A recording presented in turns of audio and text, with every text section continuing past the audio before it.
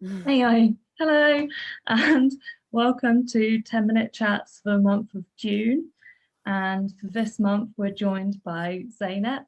And Zainab is a senior researcher affiliated with the Financial Computing Group at UCL, and she's also working with the Intelligent Systems Group. So welcome, Zainab.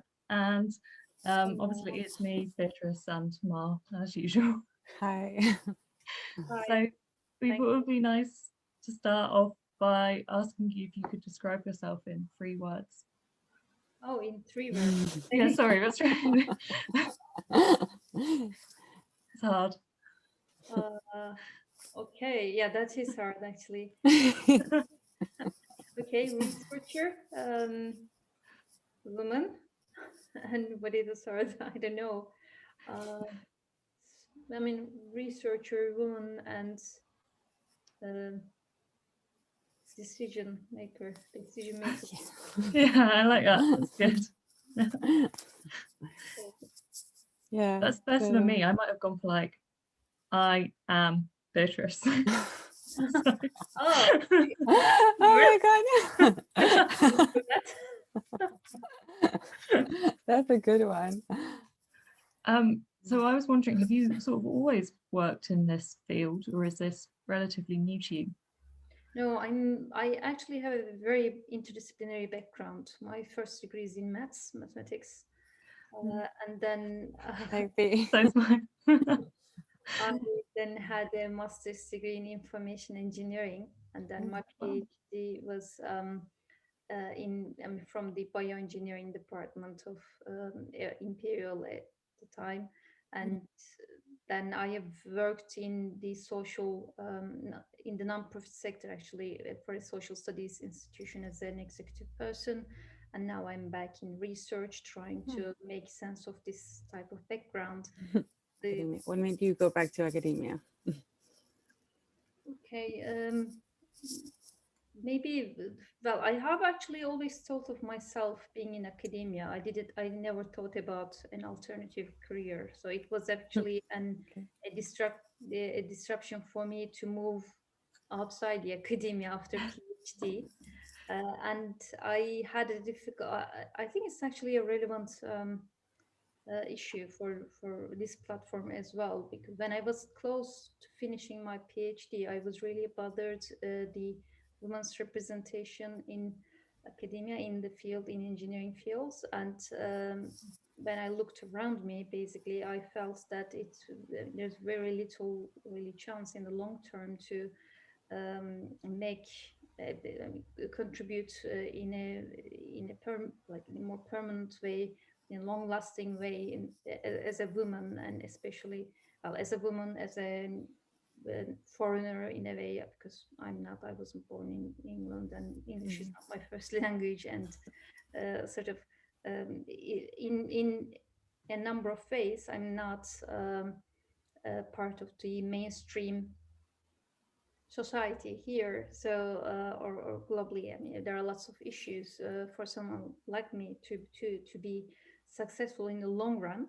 And at that point, I think my decision was basically, and this opportunity came up from the non-profit sector, and I was thinking that, well, I'm working hard. It's quite sort of intensive studies. I enjoy it. I'm interested in what I'm doing, of course, but if maybe it's not a good idea to try and sort of stay in academia for and just keep doing this.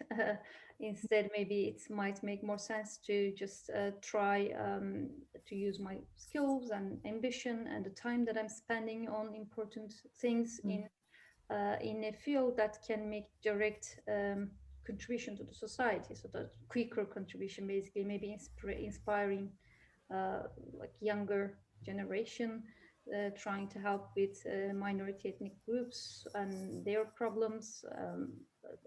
I mean, Yeah. maybe these sort of areas are a um, better things to spend my time on, basically. So I was basically in that sort of very um, interesting psychology at the time, and when the opportunity came up to lead a non-profit institution where I could have that sort of independence to both work on social problems and also develop myself as a decision maker as well, really, as a person, as an executive person as well. That's why I went outside the I academia see. sometime. But then after 3 years of full-time executive position there, and then getting used to what's happening in the nonprofit sector as well, I ended up making a decision that it's not any better basically to study in the nonprofit sector. So yes, it's more social problems and more direct maybe influence on communities. Uh, but it's not really again the executive decisions, the leadership.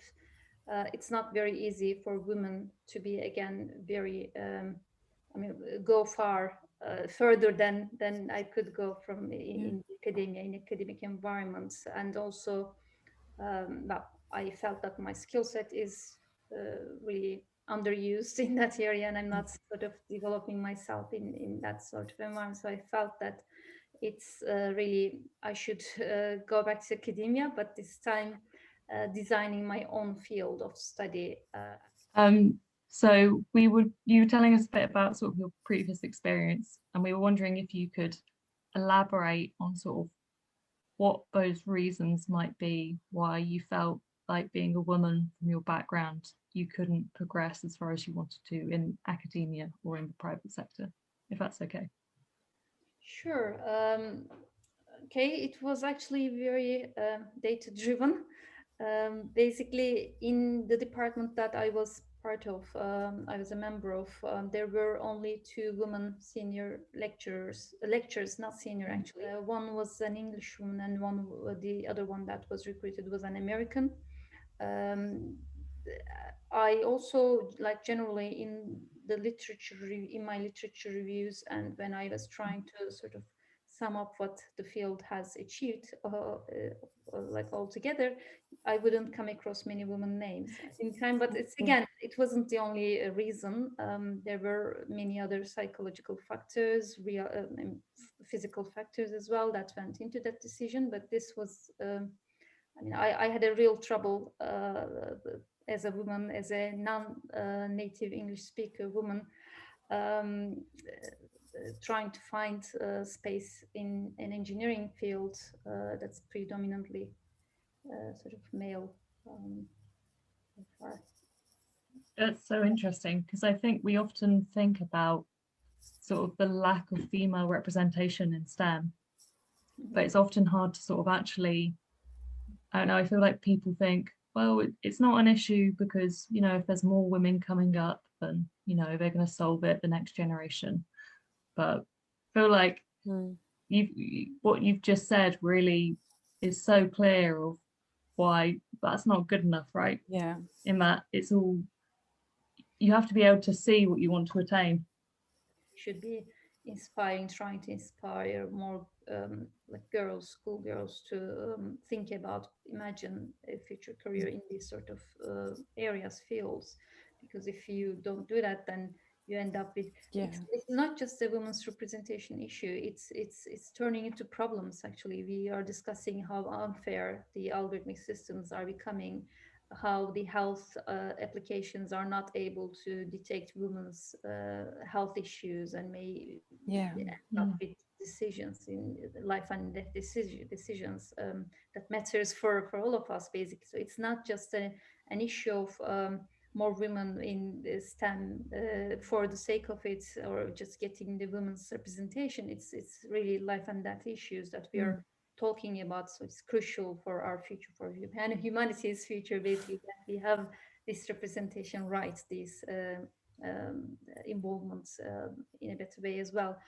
Um, so I mean, there are institutional, of course, encouragements that you can do. You can promote more women. You can make them more visible. You can praise women's achievements more obviously, openly as well. But at the same time, there is this whole culture that needs to change, and it will take time. So, as you know, we're kind of preparing this period workshops to increase the awareness of what it is to for people who have periods to work at UCL and how to make it a bit better and nicer, right? So previously you have agreed to tell us a bit of your experience. So I just wanted to ask you um, if you have any thoughts or things that you would like to say about maybe what do you think the university could do to improve working conditions for people who have periods, or if you want to tell your own personal experience, that's also fine. Okay.